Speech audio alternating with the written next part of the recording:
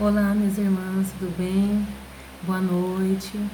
Estou aqui, para dar início a esse estudo sobre salvação durante essa semana. Eu tive alguma dificuldade agora à tarde, já tinha feito o vídeo, não consegui subir o vídeo. Então eu vou ter que dividir um pouquinho esse vídeo, para a gente poder dar início, nesse esse nosso estudo sobre salvação. Minha oração é que nós tenhamos o coração aberto para aquilo que Deus quer nos falar com relação a esse tema, que nós possamos ser tremendamente edificados com tudo isso e que seu coração esteja aberto para aquilo que Deus quer falar com você durante essa semana, amém? Então eu vou dar início a esse estudo, que é sobre o plano de salvação, a gente entender um pouquinho sobre a salvação, tá bom? Eu tenho um estudo, então eu vou estar lendo algumas coisas e que você possa estar com seu coração aberto para aquilo que Deus quer fazer, amém?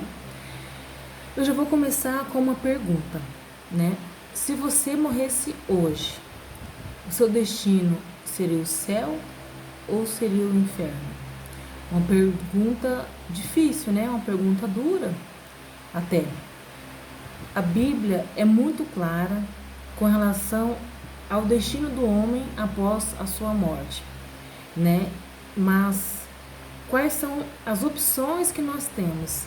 Em Mateus 25:46, ele nos deixa duas opções: a eternidade com Deus e a eternidade sem Deus.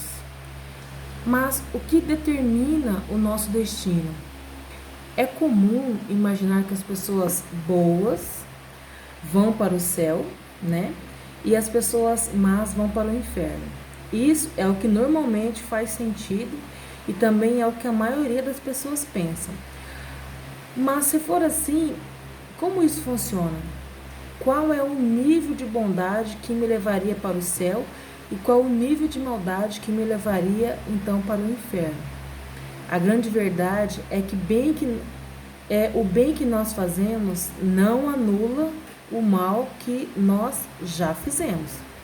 Por exemplo, quando uma pessoa acha uma continha em dinheiro e devolve, as pessoas ficam surpresas com a bondade dessa pessoa, com sua honestidade, mas a verdade é que ela não fez mais do que sua obrigação.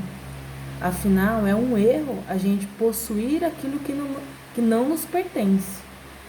Então, as atitudes boas não anulam as atitudes ruins. Mas por que a morte existe?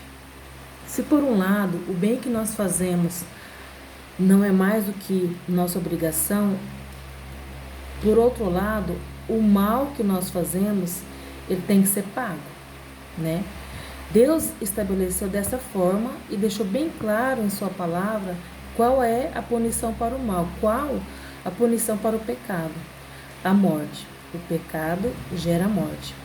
Além da Bíblia dizer que o salário do pecado é a morte, em Romanos 6:23, ela também declara que todos pecaram, em Romanos 3:23.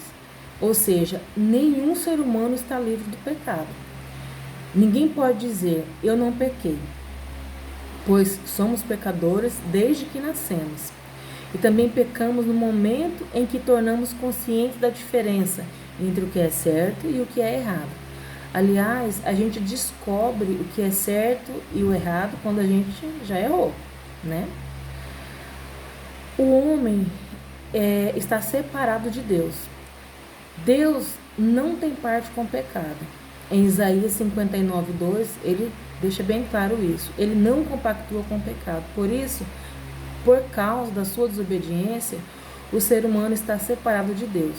Mas muitos podem questionar, mas por causa da desobediência de uma pessoa lá atrás? Sim, por causa da desobediência de Adão, todo ser humano nasceu com essa característica de estar separado de Deus. Nascemos com uma inclinação para o mal, Mas, apesar de sofrermos a consequência do pecado, nós também somos culpados pelos nossos próprios pecados. Afinal, nós mesmos pecamos e optamos por viver longe de Deus. Contudo, não somos pecadores somente porque pecamos, mas pecamos porque somos pecadores.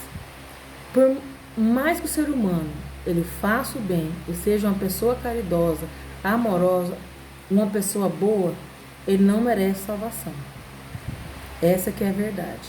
Em Romanos 3,12 vai deixar bem claro isso.